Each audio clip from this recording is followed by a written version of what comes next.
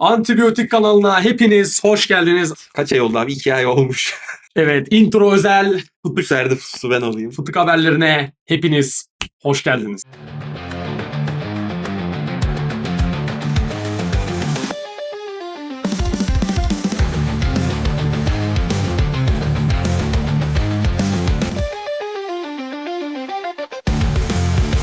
Evet, en son 18 Ekim'de haberlere bakmışız. 20'sinde video atmışız. Bayağı oldu çekmeyeli. Aşırı fazla haber var arkadaşlar. Nasıl konuşacağız Evet, bilmiyoruz. karman çorman. Bu sefer düzenleyemedik bile. Çünkü düzenlesek işin içinden çıkamayacaktık. Bugün abi neyle başlıyoruz? Evet, bugün son iki videomuzun altına gelen birer tane yorum vardı. Abi bu manifest amatör reaksiyon nerede? Evet. Biz de dedik ki biz bu şarkıyı dinledik. Yalandan da reaksiyon vermeye gerek Aynen. yok. Çünkü dinledik yani. Ve Fıtık film haberlerinin Aynen, 2 aylık ilk ilk haber videosuna hoş geldiniz. İlk haberimiz. Amatör yayında. Abi valla ben beğenmedim ya bu sefer. Ben de beğenmedim. Gerçekten beğenmedim yani. Ben de beğenmedim. Yani şeyi de beğenmemiştik. KTS'yi de çok beğenmemiştik. Valla ben Manifest şarkısı, Snap şarkısı, Arıyor şarkısı dışında albümde kalanlardan aşırı sevdiğim bir slow olan şarkının extended versiyonunu çok beğenmiştim. Hangisiydi o ya? Outro'nun A- bir de durma vardı.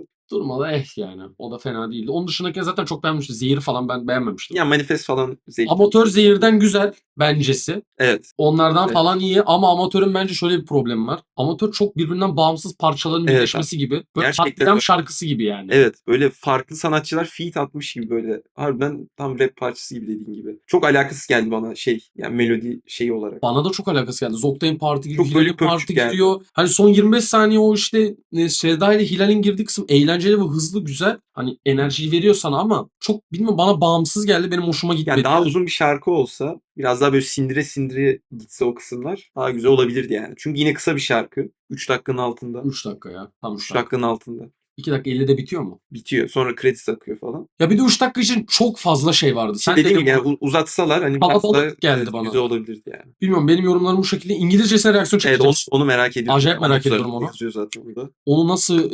Yani globalde bir şey yakalayacak mıyız onu merak ediyorum. onu Bakalım. ben de çok merak ediyorum ya. Allah merak Bir ediyorum. sonraki haberimiz. Hızlıca geçelim abi. Geçelim abi. 28 yıl sonranın üçüncüsü yapım aşamasına geçmiş. İkincisi de bir ay sonra falan çıkacak. Ocak'ta çıkacak. Fragmanı çıktı. Çok Buradan- merak ediyorum. Buradan Evet, 28 serisinin hepsini konuştuğumuz antibiyotik özelimize gidebilirsiniz. Hepinizi bekleriz. Valla ben hiçbir şey demek istemiyorum ya. Ya Ama merak da etmiyor değiliz ya. Ben ediyorum yani. abi ben o komikliği merak ediyorum. Ben de merak ediyorum. Son filmin sonu artık shit show'du. Evet. Daha iyi bir ifade yok. Yani o filmin sonundan Sonra sonra... yönetmen de farklı. Şey yönetmiyor. Danny Boyle yönetmiyor. Danny Producer sadece. Ya yine söz sahibi olmuştur ama teknik açısına karışmamış bu sefer. evet yani şimdi Ama bence katlar falan bakalım nasıl. gelen adam da onu taklit eder Evet gibime geliyor. muhtemelen öyle olur. Bir sonraki haberimiz. Christopher Nolan demiş ki Sinners'ın müzik sahnesi Evet. Clockwork Orange'daki sahneden sonra uzun zamandır izlediğim Evet. ikonik müzik sahnelerinden biri demiş. Ben de Gerçekten öyle ya. Ya bu filmi kesin izleyin. Film biyotiği de gelecek. İnşallah. Bu arada o gelecek. yönde. Ben edit yaparsam gelecek. Yani çok güzel bir filmdi. Bence tam bir sinema filmiydi. Evet. Ve bir vampir tarzı hikayeyi yani klasik korku vampir hikayelerini 50 kere izledik yani. Ve sıkıldık artık aynı şey izlemekten. Sinners bunu çok güzel yorumluyordu. Evet. Yani böyle blues ve rock temalı çok iyi. İnanılmazdı yani. Asla çok aşırı farklı demem. Çok korkunç bir film demem ama çok orijinal Evet değil çok bir iş. güzel nüansları vardı yani. Abi bu haberimiz Avatar Last Airbender'da oynayan reis bir anda büyümüş. Allah'ın işi. Harbiden. Bu şeyden de fena. Stranger Things'ten. Hani orada en azından 3. sezona kadar bir idare edildi. Aga bu berbat Ama bu ya. bambaşka bir şey yani. Bu berbat. Bu ne oğlum? Abi bunu nasıl düşünemediler? Mesela Netflix yani hayret ya. Bunu nasıl... Oğlum düşünsene bir 12 yaşında çocuk alıyorsun oyuncu. Bunun ergenliğe girip giremeyeceğini düşünemiyorsun. Adam büyüyor 20 yaşına geliyor gibi Evet. duruyor. Bak mesela Ben de yaşıt duruyor şurada. abi mesela bak bu Harry Potter'da da yaşanmış doğal olarak. Ama abi Harry Potter 8 filmdi. Akıyordu o artık yavaş yavaş. Ve yani. ona rağmen iyi kurtardılar yani. Ki onda bile ben şeyi hatırlıyorum ta o dönemden. Son filme girerken olan artık bir kadayıf oldu muhabbeti Ya tabii evet. yani. Ama yine de bu kadar kötü de değil yani. Aga bu çok komik Evet. ya. Bu ne Bayağı Allah sırıtıyor. aşkına ya. Herifin tipi değişmiş oğlum komple. Kaç yıl oldu ki ya? Abi Holly'yi recast ettiler ya. Şunu Değil mi ya? Aslında recast edilebilecek bir karakter bence. Hayır ama anladın değil mi dediğimi? Anladım, Hani anladım. biraz daha şey bir yüzü de var ya. Siz ne Default. izleyin. Ne dersen artık. Timothée Chalamet demiş ki Kendini övmüş. Marty Supreme benim oynadığım en iyi performans demiş. Ya bunu her hafta söylüyor bu arada. Bu adamı da kaybediyor muyuz yavaş yavaş? Hayır da yani filmin reklamını yapma işini abartmamak lazım. Ben böyle yorumluyorum bu. En iyi performansı. Abi bir insan en iyi performansını bence kendi ayırt etmemeli yani. Bu benim Ya en iyi... bence de evet. Yani neye göre abi? Mesela Christian Bale'dan öyle bir şey duyabiliyor muyuz? Belki demiştir. Bilmiyorum. Ben hiç hatırlamıyorum. Ben de hiç hatırlamıyorum valla. Mesela Dune'da kesin daha iyi oynamıştır buna göre. Bencesi. Ya muhtemelen. Belki şeyde daha iyi oynamış. Neydi o film?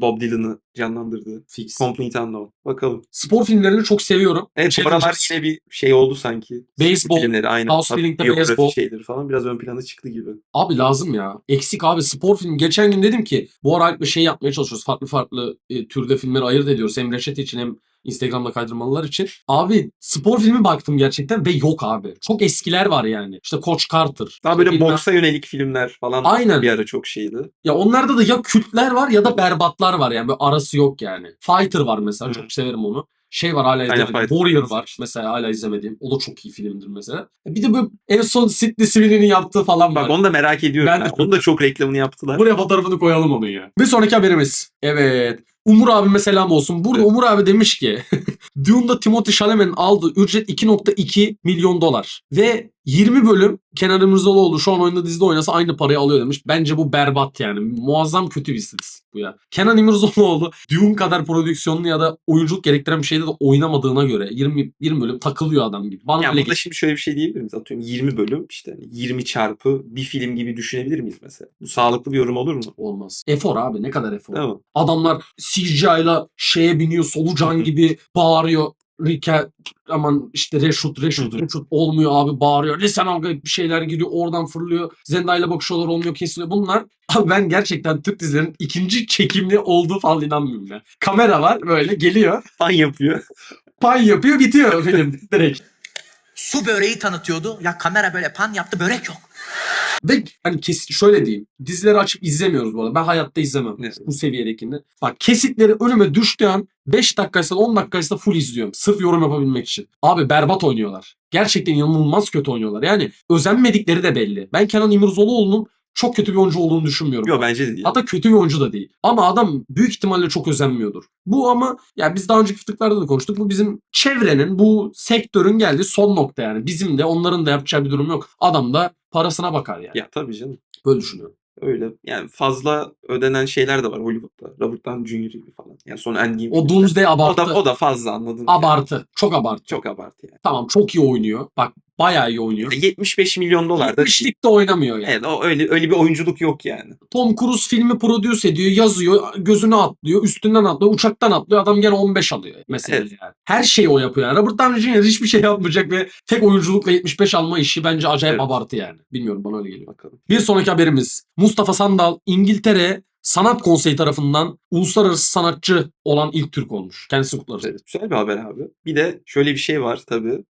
Burada şey durumu var. Vize sıkıntısı. Yani çoğu sanatçı konserlerini falan iptal ediyor. Hatta ben geçen şeyi gördüm. Pentagram. Onu ben de okudum lan sanki. Abi ya bak Pentagram tamam mı? Yani Türkiye'deki en çok bilinen Rock grubu rock olabilir. metal grubu tamam mı yani? Herkesin bir şekilde duyduğu, bildiği 90'larda 2000'ler başlarından falan. Ondan sonra yani abi bu heriflere de vize çıkmaması gibi bir şey olamaz anladın mı? Berbat olay ya. Çok kötü. Ben yorum bile yapmak istemiyorum. Yani evet bunlar Ama ikine girdi Mustafa- çıkılmayacak konular. Mustafa Sandal'ı kutlarım yani. Bu çok Evet, değerli. güzel Bir de Level C5 Reis'le bir atışmaları olduydu ya. Evet. Onun üstüne bu olayın olması da bayağı enteresan yani. Onun üstüne vermişler. Bir sonraki haberimiz. Fatih Koparan ayrılmasından birkaç saat sonra Çin'de ne olmuş? Sel meydana Herkese geldi. gelmiş abi. Abi Fatih abinin gittiği her yerde bir şey oluyor. Abi bir kendine baktır ya. Bu sıradan bir olay değil. Adamların mahvettin oğlum ülkeyi. Böyle şey mi olur? Kasıtlıymış değil mi? İşte arıyoruz Fatih Aynen. geliyor. Komplo, aynen. Uçuyor uçuyor falan. Fatih'i getirin. O yapsın. Aynen o yapsın. Böyle bir şey. Mısır'a gidiyor savaş duruyor afetler Aynen. yağıyor falan böyle. Saygılar buradan Fatih Hamza. Böyle güzel bir haber. Evet müthiş bir haber okuyorum. 35 yaşında bir oyuncu Reddit'te paylaştığı hikayede Red Dead Redemption 2 oynayıp hayatımı kurtardım demiş. Yani bu oyuncu insanlar bunu çok daha iyi bilir. Evet abi yani ben bu oyunu oynadım yani %100 falan bitirdim. Yani o kadar uzun süre oynayıp %100 bitirdiğim nadir oyunlardandır. Gerçekten yani son anına kadar hikayesi anlamda çok başarılı bir oyun. Yani zaten herkes biliyor yani duymuştur çok ünlü bir oyun. Yani kesinlikle oynayın hikayeli oyun seviyorsanız. Ve bu adama da kesinlikle katılıyorum. Gerçekten yani o işlediği tema falan çok güzel yani. O umut ve umutsuzluk, işte kendini affetme temalarını çok güzel işliyor gerçekten. Abi zaten Ya zaten bu western temalarında böyle doğa filmlerinde olan hep olan bir şeydir. İşte Train Dreams konuştuk, videosu gelecek. Hep ortak bir temadır ve çok iyi işlerler. Bu da onlardan biri. Gerçekten Red Dead Redemption çok o dönemi değiştiren bir oyun ya. Evet yani bak 2018'de çıktı. 7 yıl oldu. Hala güzel. Evet yani o grafik kalitesinde bir oyun da Abi geldi. bence sadece grafik Oynanış olarak evet, eksikleri var. Biraz antika yönleri var kesinlikle. Ama ya bence hikayesi olarak çok başarılı. şöyle ama bak. Yani sonuç olarak oyunlar da bir sinematografi istiyor ya. Evet bu tarz büyük bütçe şeylerde. İstiyor yani. Hani özel hikayeli oyunda seni bir şeyler çekmesi lazım. Ve senaryodan bir şey çekmesi lazım. Ve oynaması çok keyifli olması lazım. Mesela işte ben Call of Duty oynamayı çok severdim. Onlar mesela oynanış olarak gitgide daha da berbat hale gelmeye başladı. Red Dead Redemption bu konuda bayağı bence iyi bir örnek yani. İnsanları bağlayan bir iş. Bu çok büyük bir Evet. başarı yani. Kendisine Oyun- geçmiş olsun Evet. diyoruz bu arada. Umarım daha iyi olur. Bir sonraki haberimiz. Hande Erçel'in yeni yazıp yönettiği iş 25 Kasım'da çıktı. İki Dünya İzledin Bir... dedin abi. İzledim. Ben biraz yorum yapayım. Şimdi şöyle söyleyeyim. Hande Erçel çok eleştiriliyor. Full izledin mi? Dürüstçe söyle. Atlay izledin. Aga bir kısmını atladım. Tamam. Yani- Bir kısmın 90 dakika atladın. falan. Hayır Ha. öyle değil. Yani çok aşırı atlamadım. Ama belli noktaları atladım. Bu arada filmin konusu gereği Hande Erçel'i bir noktada kutlarım. Farklı bir şey gelmiş abi aklıma. Bak senaryo açısından eğer daha toparlı bir iş olsaydı, tamam mı? Gerçekten duygusal olabilecek, hatta bayağı etkileyebilecek bir konuya sahip. İşte ruhsal bağlantı, işte ölen biriye düşkünlük, böyle işte halüsinasyon falan. Hani güzel aslında konu. Ama abi o kadar kötü diyaloglar var ki ara ara gene. Ya bu iş niye böyle ben anlamıyorum. Konuşuyorlar diyorum, ne konuşuyorsunuz şu anda? Yani hani konsepti düşündüğün zaman dışarıdan gayet iyi abi. Fikir iyi. Bunun uygulanış halinde Türkiye'de problem var. Yani bu sadece Hande Erçel'in ve Hande Erçel'in oynadığı işlerde değil. Genel olarak tüm Primetime TV şovlarında, hatta en son çıkan neredeyse bütün dijital Türk dizilerinde de var. O kadar kötü uygulanılıyor ki. Mesela işte bazıları şey diye eleştiriyor. İşte orijinal senaryo yazmıyoruz. Hep uyarlıyoruz. Abi iyi de uyarlamıyoruz ki. Hani mesela böyle bir sektör başlatsak, Hı hı. iyi uyarlasak mesela belli şeyleri, okeyim ben. İyi de uyarlayamıyoruz yani. Bir yan yana fena Evet, bir uyarlama bence de değil. fena. İyi bir uyarlama. Yani böyle düşündüğün zaman açıkçası bence filmin potansiyelinin çok altında kaldığını düşünüyorum ben belli noktada. Ben 4 verdim 10 üzerinden. Çok tavsiye etmiyorum. Yani bunun yerine izleyebileceğiniz bir sürü Türk, onun yanında bir sürü de yabancı romantik komedi ve direkt romantik dram filmi de var. Hı. Ama Hande Erçel bence yazımının üstüne bir tık gidebilir. Böyle bir olumlu yorum yapayım. Yani berbat değildi kesinlikle. Hani Potansiyel var diyorsun. bir çıtır var. Yani aşk hikayesi konusunda, çünkü bayağıdır da aşk hikayesinde Hı. oynuyor. Yani sürekli bir çiftteki kadın oynuyor. Yani hani herhangi bir senaryoda çiftte oynamadığı bir dizi de yok. Bence bu konuda üstüne gidebilir yani. Böyle düşünüyorum. Bir sonraki haberimiz. Abi Gupse Özay'ın yaptığı son animasyon iş adı Bir neydi? oynatalım arkada. Guppy. Abi berbat. Yazık. İyi günler Büyük teyze. Bir arkadaşımız var. Bir kendisi. Aga bu ne ya? Yani Ruhum çekildi ya izlerken. yani bütçesi mi yok? Ondan mı? Bak biri şey yazmış yorumlara. Bak o güzel. Abi gerçekten hani o zaman yani böyle çok ciddiye almadığımız böyle Keloğlan ve Cille falan TRT Çocuk'ta oynayan. Evet. Aynı gözüküyor abi. Sene 2010. Arada 15-16 sene var. Abi hiç ileri gidemedik ya. Bir de Gupse Özay niye 5 yaşındaki çocuğu canlandırıyor ya? Kendi yazsın, yönetsin, çocuklar okusun mesela diyalogları. Yani bu kadar mı oyuncusuz kaldık? Bu kadar mı animasyoncumuz yok? Bu kadar mı kurgucumuz Ya hayır yok? kendi seslendirebilir canım. Hani o kadar. Ben ondan Yoruma da şeye yokum ya. bağlı. Bak, O ben ondan da diyemem yokum yani. görmeden de. Yani Ben biraz baktım bu arada. Bir Hı hı. yerde buldum baktım. Abi kötü ya. Komik de değil. Böyle sarmıyor da yani. Bilmiyorum, kötü yani. Açıp izlenmez yani öyle. evet ya bak animasyonda da çok eksiğimiz var ya gerçekten. Berbat. Bayağı kötüyüz ya. Yani tek şey olamaz ya. Kafadan Neydi? sayfayla dönemez yani. Bir de ne vardı? Dur. Şakir, Kral Şakir. Şakir. Ha. Bir sonraki haberimiz. Oo! Evet, yeni yıldızlardan. Yeni yıldızımız. Chase Infinity'nin yeni filmi geliyor. Ben çok hype'lıyım. Başrollerini kimle paylaşıyormuş? Christopher Britney. Ya ben Hı. merakla bekliyorum ya. Yeni yıldız çıkmasını benim hoşuma gidiyor. Maya Hawke mesela iyi gidiyor abi. Ya o da bir Nepo Baby baktığında. Çoğu Nepo Baby. Bu kız öyle mi acaba? Abi hiç araştırmadım. Bu Ben değil. de araştırmadım. Bu değil. Ama şeyde iyi oynuyordu. Umbrella After'ın. Bayağı iyi oynuyor. Onun dışında başka bir filmde gördüm mü hatırlamıyorum. Yok, bir tane de dizide oynamış. Zaten bayağı yeni Hı hı.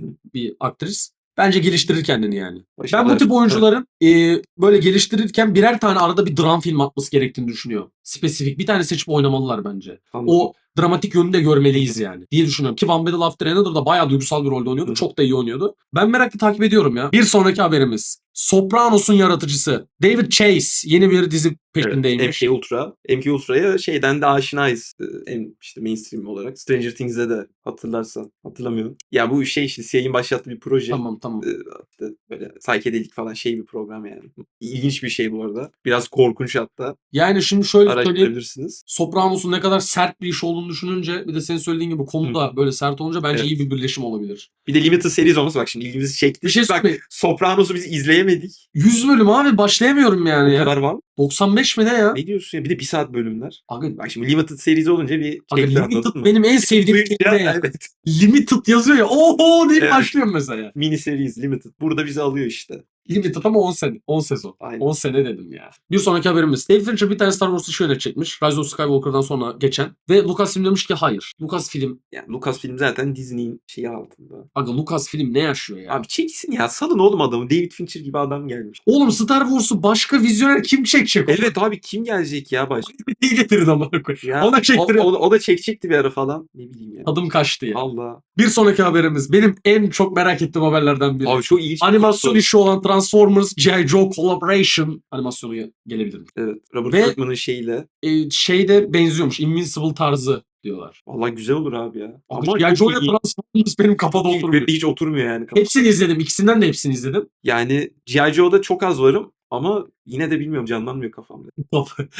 Hani şey de öyleydi. Sırtında gidiyorlar gibi falan. Batman'de Ninja Turtles'ın da şeyi vardı ya crossover'ı. Yani o da mesela. Hani orada en azından bir ninjalık bir dövüşten falan ama burada neyden var? Aga hiç bilmiyorum ya. Hiç bilmiyorum. Optimus Prime'le onları falan hayal edemiyorum yani böyle. Ama animasyon işinin sınırı yok ya. Ya tabii canım. Sonu yok yani. Bilmiyorum ben bayağı merak ediyorum bu işi. Ben de merak ediyorum. Geçelim abi bir sonraki haberimiz. Böyle abi bir tane kuantum araştırması diyor ki zaman içine katlanıyor diyor. Hani bizim sandığımız gibi lineer olmayabilir diyor. İşte yaptığımız şeyler geçmişimizi yeniden yazabilir diyor. Bu da Arrival. zaten direkt aynen görsel gördüğünüz gibi Arrival. Ya bu zaten çok konuşulan bir konsept. Çok olası ya. Çok olası. Tenet, Arrival. Hepsi bunu anlatıyor yani. Bir nebze türlü. Ama Tenet de Aga, yeniden Tenet, yazma Tenet garip gibi bir şey. değildi. Tenet aynı şeyi tekrar ediyor ya geliyor. Evet. Çıkamıyordun aslında. Vortex Ondan hep yani. olmuş. Onu görüyordun. Dark da öyleydi. Son sezonun son şeyine kadar. Aynen. Orada bozuluyordu. Evet. Orada zaten amaç onu bozmaktı. Aynen.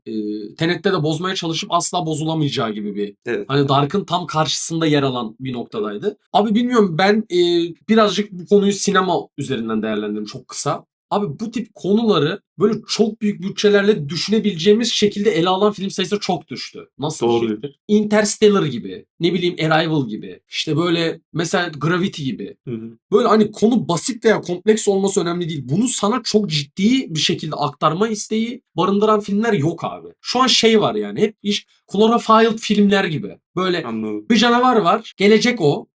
Geliyor işte kaçın. Ya da işte o bizle konuşuyor falan. Hı hı. Bilmiyorum yani. Mesela District 9 gibi bir şey yok abi yani. Bayağıdır sci-fi konusunda böyle kült bir şey izlemedim. Bir Dune'u izledik. Ya ama o zaten Abi apayrı yani. O ama Dune'da yani salt bilim kurgu da değil zaten. Dune'la Star Wars bence zaten direkt bilim kurgu olarak geçmez yani. Onlar biraz edebi de şeyler ya metin olarak açısından. Abi Star Wars o kadar derin değil. Yani Dune'un derinliğiyle alakası yok Star Hayır Wars'ta. bak. Ama hani işlediği konu siyasi bilmem ne. Hani ben bayağı bahsettiğim şey benim sci-fi yani. Düz. Hı hı. Hani konu sci-fi yani. Hani Tabii canım Dune'da psikolojisinden gir. aynen abi. Her şeyden Ve yani. din, mistisizm Evet. falan bir sürü şey var. Cinsellik falan her şeye değiniyor yani. İşte o onu içiyor, iksiri içiyor bir şeyler oluyor. Annesi geleceğe göre falan. Ben bunlardan bahsetmiyorum abi. Bayağı basic bir tane temel işte Hı hı. teori var. Bunun üstüne giden bir sci-fi yani. Dark gibi. Atıyorum işte Interstellar gibi. Hep aynı şeyleri söylüyorum da. Bunun gibi bir film izlemek isterim ya şöyle yakında. Tom Cruise falan abi ne yapıyorsun ya? Çeksene bir tane abi.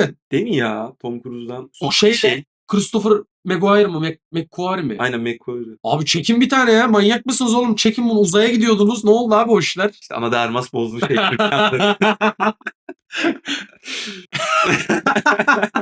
Bir sonraki haberimiz. Abi benim asla Hala gerçekten inanmadığım yapmadığımız. Aynen David yani. Fincher'ın Christopher Nolan'ın diyecektim. Quentin Tarantino'nun yönettiği Once Upon a Time in Hollywood'un devam filmi olan Adventure of Cliff Booth filminin çekimleri başlayacakmış. Film gelecek. Netflix'te Summer yaza doğru çıkacakmış. Abi bu film nasıl çıkıyor? Ne ara çekiliyor bu? Hiç. İlginç ya. Ya bu şey gibi bir şey mi olur acaba? Knives Out'un filmleri gibi. Hani anladın mı? Abi Knives Out'un filmleri gene fena gitmedi Hayır ya. o anlamda değil. Hani bağımsız filmler ya. Bence de bağımsız olur ya zaten. Oğlum nasıl bağlanacak ki yani? Belki anladım. karakteri anlatacak gibi. Yani evet işte. Daha spin-off tarzı bir şey belki. Çok kompleks bir şey gerek yok. Keyifli bir şey izleyelim. Bir de abi David Fincher'da son işi özellikle Killer'da Ben onu izlemedim. Şey oynuyor. aga aşırı dümdüz bir film. Hiçbir özelliği yok. Çekim farklı değil, senaryo farklı değil. Hı. Hani okey Ya David gözüken. Fincher zaten kendi yazmıyor. Bundan bahsetmiştik. Abi hayır ama görsel anlatım dili açısından da yerinde sekiyor bence. Diyorsun. Farklı bir şey yapmıyor yani şu anda. Bence bir tane patlama işi yapması lazım Fincher'ın. İşte Star Wars'a gidiyor. Cliff Booth Hı hı. yapıyor. Bilmiyorum bence oturup orijinal hani direkt kendini yazacağı bir şey şart gibi geliyor bana. Tamam abi. Ya da bir Zodiac gibi bir şey. Çekimleri olsun, senaryosu olsun. Zodiac neydi ya? Müthiş iş yani. Evet. Evet abi. Bir sonraki haberimiz. Hasan abi de demiş şeyden sonra. Valla abi ben de yükseldim buna. Abi Hasan abi söylemiş. Hasan abiye selam olsun.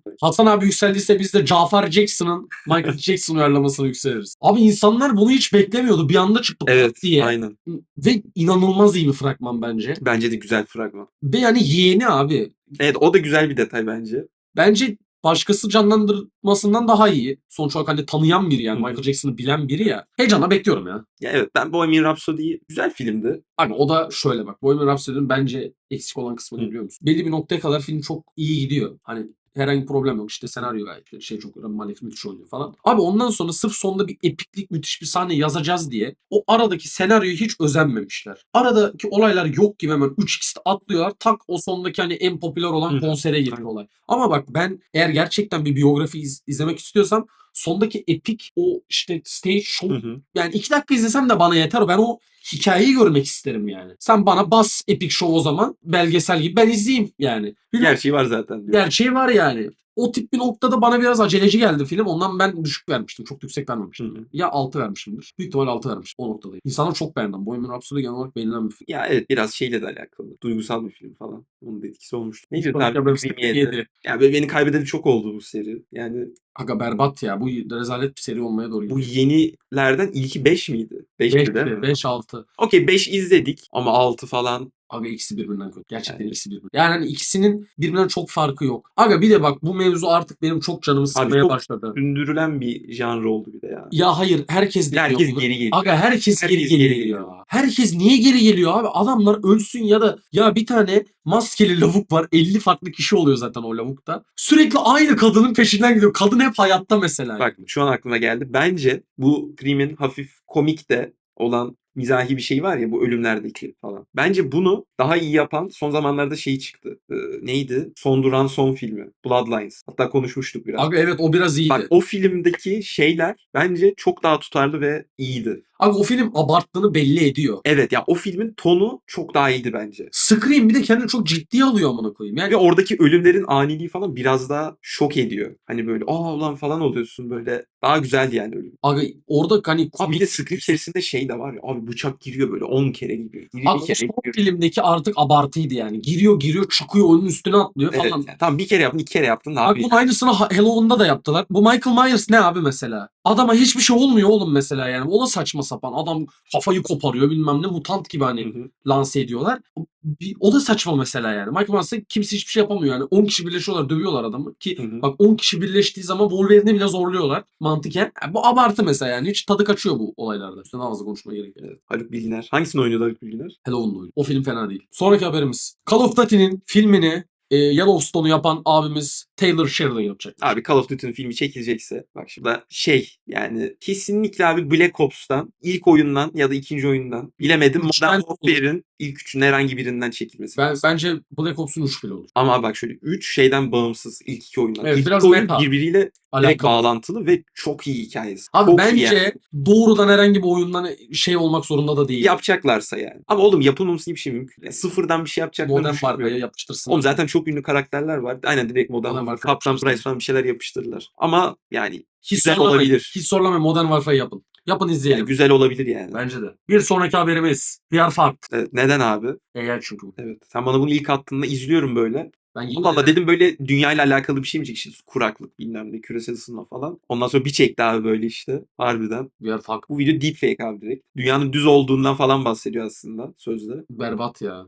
Çok Niye kötü böyle ya? Of. Yani Geçelim bir bayağı sonraki fena haberimize. abi. Zaten bir haber daha var bununla ilgili. Keanu Reeves'in yeni filmi çıkıyormuş. Ne diyorsun? Kim yönetiyormuş? Okuyamıyorum. Warner Bros'un yakında haftaları belirledi. Tim Miller yönetecek. Tim Miller yönetecek. Tim Miller enteresan yönetmen. Deadpool ilk filmi Evet. yapmıştı. Bence en iyi film o şey olarak hala. O seriden. Bence de en iyi film o.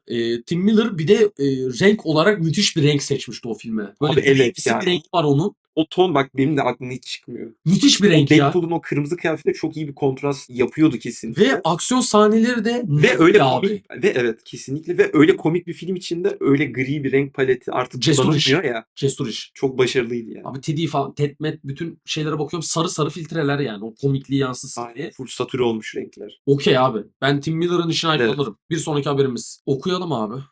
Abi bu Abi haber, bu en haber sonki- inanılmaz olay. Ya bu en son işte Lurs Lord- olduktan sonra müzenin şifresi müzenin adıyla Evet. nasıl aynı olabilir? Gerçi beklerim abi. Yani böyle açıklar çok oluyor. Acaba L büyük, O küçük, U büyük falan mı yazdılar? Ya? Onun mesela şey olarak da Mermer.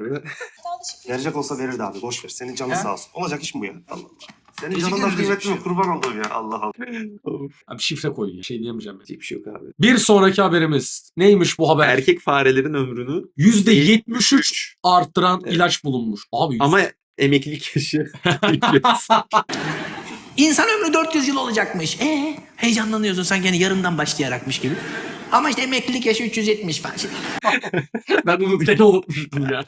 Farelerin emeklilik yaşı 300. Dişilerde işe yaramıyormuş. Çok ilginç. Ya abi erkeklerin Kromozomuyla uzamasına alakalı. gerek yok ya %73. Değil mi? Kromozomuyla mı alakalı acaba? Ne diyorsun? Bence öyledir. Bence öyledir. Aga %73 ömrümüzün uzamasına gerek yok ya. Ortalama 90 olsa mesela Hı hı. 63 yıl daha yani. Ya ömrünün nasıl uzadığı mühim. Abi uzuyor işte yani. Hayır yani o Abi onu kalitesiz uzuyorsa atıyorum her yerin dökülüyor artık falan. Hayır öyle değil ama onun bir ortalaması vardır yani. Onda ölürsün lan zaten gene mesela. Evet ABD'li bilim insanı Raymond Kurzweil. demiş ki 2030'da ölümsüzüz. Ama emeklilik yaşı. Bir sonraki haberimiz John Carpenter'ın kült işi The Thing'in ikisi geliyor. Senin en favori filmlerinden biri abi. Baba ölürüz. Abi bence bu filmi sevmemin en önemli sebebi şey ya. Çok bence yanlış ters bir zamanda izlemişim. Bilmiyorum ya. Ben bayağı sıkıldım izlerken. Nasıl sıkılabilirsin? Zulman'ın Aşırı- ötesinde de Aşırı ilginç ya. karakterler bana mal gelmişti ya. Böyle hiç şey değillerdi yani. Creep izledik ya en son. Hı hı. Belki filmi koyarız buraya. Orada da mesela karakter saçma sapan bir şey yapıyor ya. O seviyedeydi insanlar yani. Ve hani bunu mantıklı bir şey oturtursun. Okeyim. Yani niye olmasın? Hepimiz malız. Ama onun bir altyapısı yoktu bence. Ki verdiğim puan bence de düşük. Yani Hı hı. izlesem bir tık daha yükseltebilirim. Ya bu dediğin olay Alien'ın tüm filmlerinde var aslında. Benim Benim mesela de mesela çok Alien rahatsız dair aynen en büyük eleştirim her zaman oydu yani. Yani yeni dizisi çıktı abi. Yine o şeye girecek anladın mı? O yumurtaya bakacak böyle dibine gibi. Ve bunlar şey hani bilim adamları işte kontaminasyon Kafasını bilmem sokuyor. ne falan hani neye nasıl yaklaşılır. Ya fazla merak işte yani. Onu oraya kafanı sokma Böyle, yani. böyle bir şey yok yani. Mesela biz görsek kaçarız yani oradan direkt. Bu ne deyip. İşte Bir sonraki haberimiz. Joker Art. yeni abi şey. Absolute PC'nin aynen Batman'de bu Absolute böyle Batman. gelecek. Abi enteresan bir yorumlama bu arada yani. Ben bunu live action'lı falan da görmek isterim. Ne bu peki? Aga virüs gibi ya. Acayip ya. Onun çok enteresan bir yorumlama yani. Yani bu doğaüstü bir şey herhalde. Aga ite benziyor. Pennywise gibi ya. Evet. Güzel bir yorumlama bence. Abi Pennywise da çok güzel bir yorumlama bence. Hem geçmişte olan olayı biriktirip onda yarattığı o açlık Hı hı. motivasyonunu falan düşün. Bence o tip bir şey olsa böyle motivasyonla o tip bir şey olsa güzel olabilir yani. Evet haklı. Ya böyle güzel farklı şeyleri görmek hoş. Bence de olur. Karakter yani. tasarımları. Mesela bu seride Batman'in şeyi falan da farklı. Logosu. Belki görmüşsündür. Baya böyle Düz. şeyi falan yok. Dörtgen gibi. Güzel yani. Batman sonu olmayan bir karakter yani. Müthiş bir karakter. Ya bu Absolute'un farklı şeyleri de var zaten. Superman için falan da var. Bir başkadır. Sonunda ikinci sezonuyla geri dönüyor. Erkun Oya abim hoş geldin. Geri döndün. 5 yıl aradığın ardından 4 bölümlük yeni sezonuyla dönüyor. Öykü Karayel, Fatih Arkman, Okan Yalabık ve Nur Sürer de kadroda yer alıyor. Nur. Şimdi ben bayılıyorum. Hı hı. Ben Bir Başkadır'ın çok iyi bir karakter analiz, toplumsal analiz olduğunu düşünüyorum. Çok mu detaylı? Hayır. Ama belli karakter tiplerini Berkun Oya çok basitçe anlatmış. Ve net. Direkt izliyorsun, anlıyorsun. O duygusallık da geçiyor, o tuhaflık da geçiyor sana. 4 bölüm olması da enteresan bir tercih. Yani peki ikinci sezonu gelebilecek bir yapıda mı? Bence Sence? gerek yoktu ama Bir Başkadır şöyle olabilirdi bence. Ya farklı karakterlerle. Farklı karakterlerle devam. Anladın mı? Daha güzel olurdu. True Detective gibi. Bir şey söyleyeyim mi? Çok iyi olurdu. Yani memleketimizin farklı yerlerinden Evet bu güzel bir konsept. Ve bitmeyecek de bir dizi fikri Abi, aslında. 8-10 sezon Hirasat Evet. yani biz mi anlatacağız hep? Yapın abi. Değil mi? Bugün işte şeydeyiz. Biz çekiyoruz o zaman. Aynen. Bugün Bornova'dayız. Aynen. Pembe pembe trikolarla. Geçelim bir sonraki haberimiz. James Gunn Abi bak V bunu for Vendetta çekecekmiş. merak ediyorum. Tamam mı? Yani şeyden ötürü yani James Ama Gunn. isminden dolayı merak edersin. Evet. Ama izlemek istediğimden emin değilim bunu yani. Hani hadi James Gunn çeksin falan. Abi bence James Gunn ne yapsın biliyor musun? Hı. Abi James Gunn Peacemaker tarzı şeyleri yapsın. Ciddi işlere hiç kendi girmesin. Abi bak James Gunn Spider-Man çekse bile Müthiş olur. çok iyi olur anladın mı? Yani en azından o mizahi şey yönünü falan Çok. çok iyi verir. Bak Peacemaker çok iyi abi. O şey falan. Hı. Superman'deki yani gevşeklik de ben bir noktaya kadar. Bir noktaya kadar. Evet. Bir noktaya kadar. Ama mesela olayların ciddileştiği andan itibaren her şey benim hiç hoşuma gitmemeye başlıyor James Gunn'da. Evet. Bir tek abi nasıl Guardians yaptıkları of the Galaxy. Evet abi. çok iyi iyi yapmış onu yani. Ve ona zaten Marvel'le de öyle anlaşmış. Hiçbir şeye dokunmayın, ben yapacağım demiş. Bayağı iyi o iş yani. Ben çok severek izledim onu. Düşündüğün zaman bir onda iyi, bilmiyorum ya. Merakla bekliyorum. Tabii yine merak ediyoruz ama yani başka biri çekse. Tamam. Abi sen bu film serisini biliyor musun Abi ya? yeni haberimiz. Sharknado yeni film. Abi Kerem Bürsin falan oynuyor bunun bir tanesinde ya. Nasıl lan? Evet. Şey olarak. Oyuncu olarak. Hayır lan oyuncu olarak da hani şey oyuncusu olarak böyle figüran falan mı? Yok hayır, bayağı Bayağı. oyuncu. Abi Sharknado, ama bak nasıl bir şey izlemek isterim biliyor musun? Sharknado düşün. Hı. Ama görsel efekt feci iyi. Ha bak bu güzel olabilir. Bak Moonfall gibi. Yani Moonfall çok kötü gözüküyor. Hayır bak, o bütçede düşünme. He. Moonfall gibi komik ama Moonfall'dan daha güzel gözüküyor. Anladım. Senaryoda Moonfall ayarında. Anladım. Aydan Aynen. köpek balığı düşüyor falan böyle. Fikir fena değil gibi başlayıp sona doğru. Aynen. Tam Güzel. Sharknado'ya Evet. gider 8 veririm öyle bir şey çıkar. Bunu şey çekecek ama. Emerik. Emmerich bir süre film çekmesin ya. Ve Off. Heat 2'de Bale ve Allah. DiCaprio geri dönüyormuş. Çok- Dönmüyor pardon. İkisi de Evet, varmış. bu deli bir olay. Bak ben Heat'in ilk filmine çok yükselmem. Ben hala izlemedim mesela. Bak iyi bir film. Tamam yani kesin iyi bir film, çekilmiş bir film. Ama o kadar. Hani okey saygı duyuyorum ama seviyor muyum? Seviyorum diyemem. Ama iyi bir film. Oyunculuklar güzel işte. Bence bu tip şeyler geri dönüyorsa bize farklı bir şey vaat etmeliler. Yani aynı filmin bir Yani çıtır bu benzeri olacaksa İlk bir filmde anlamı bir yok. bağlantısı olur mu bilmiyorum. Bence olmasına gerek de yok ya. İlk film pek öyle bitmiyordu. Konsepti taşısa Evet, yeter yani. konsepti taşır muhtemelen. Bayağı da güzel bir şey izletir yani bize. Bir sonraki haberimiz yan yana bayağı iyi gişe yaptı. Hatta 203 bin seyirci falandı. En son 512 bin gibi bir şey olması lazım. Evet. Kontrol edelim mi ya? Edelim. 10 milyon yapmış ya. 10 milyon Milyon. dolar diyor ya. Çok Evet. iyi bütçe oğlum. Çok iyi bütçe diyorum ben. Çok iyi şey yani. Milyon dolar evet bayağı iyi. Aga seyirci sayısı da bayağı iyi. Ya evet bence zaten Hak etti konuştuk ya. zaten filmle alakalı. Bence gerçekten hani uyarlama yapılmak için çok uygun bir film abi. Bence de iyiydi. Çünkü yani iki kesimi de ortak paydada buluşturabilecek bir film olduğu için %100. yani gidin izleyin yani. Hem biz kısaca. gibi çok film izleyen insanlar da çok gayet okey O gitti. anlamda değil. Filmdeki karakterler açısından. Tabii, o tabii, stereotipler açısından. Tabii evet. O bence çok başarılı ve yani iyi bir karakter analizi yaptıkları için. Yani. Bence de %100 öyle. Devam edelim abi bir sonraki haberde. Devam edelim. Matt Damon ve Ben Affleck Odyssey üstüne konuşmuşlar. Ben Affleck Demiş ki eve gittiğimde Ben Affleck bana soruyordu. Okey abi şey demiş. Yani film setleri, filmi çektiğimiz yerler falan manyak. aşırı zordu diyor. Manyak. Ne bekliyorsun Nolan? Abi evet ya. Yani Manyak bir şey geliyor ya. ben de çok merak ediyorum. Manyak bir Özellikle şey yani geliyor. mitoloji tarafını nasıl yorumlayacağını çok merak ediyorum. Manyak bir şey geliyor. Ciddi söylüyorum. Çünkü mesela ben şeyi falan çok beğenirim hep söylerim. Dark Knight Rises'da o Pit'in kur değil de ne kuyu şey işte yani çukur. O metafor çok iyi. Ya çünkü o şey aslında çizgi romanlarda. Ra's al Ghul'un girip tekrar ölümden geri döndü. Evet. İşte sonsuza kadar yaşadığı kuyu ya aslında o. Evet. Yani orada onu yeniden yükselmeye ve sembol olarak böyle ölümsüzlük Acayip iyi yorumlama. falan inanılmaz bir yorum. Acayip yani. yorumlar. O inanılmaz bir yorumlama. O sahneler falan da zaten çok iyi çekim olarak da fikir olarak da çok Abi iyi. bence kardeşi de ara ara el atsın ya. Çok Abi iyi evet ya bak etkiliyor öyle ya. bir şey Çok var. iyi etkiliyor Jonathan ya. Nolans'ız da bir Nolan ayarları kaçıyor anladın mı? Onu bir şey Süslense ediyor o Aynen. anda onu bir. Bizim kelimeler peki. öyle bir şey şart. Biz bayağı konuştuk. Bu haftanın film haberleri 16'nın part 1'i. Kalanın hepsinde konuşacağız. Biz kaçtık. Görüşmek üzere abiciğim. Teşekkür ederim. Değil mi abi? Yani ham dakika 53 olmuş ve hemen hemen her haberi konuştuk. Buradan manifest reaksiyonumuzu girişte söyledik. Ona gidebilirsiniz. Rüya reaksiyonumuza. Yan yanayı konuştuğumuz çok iyi bir videomuz var. Çok güveniyoruz o konuda kendimize. Bayağı iyi bir video yaptığımızı düşünüyoruz. Onu da gidebilirsiniz. Bizi izlediğiniz için teşekkür ederiz. Biz kaçtık. Görüşmek üzere.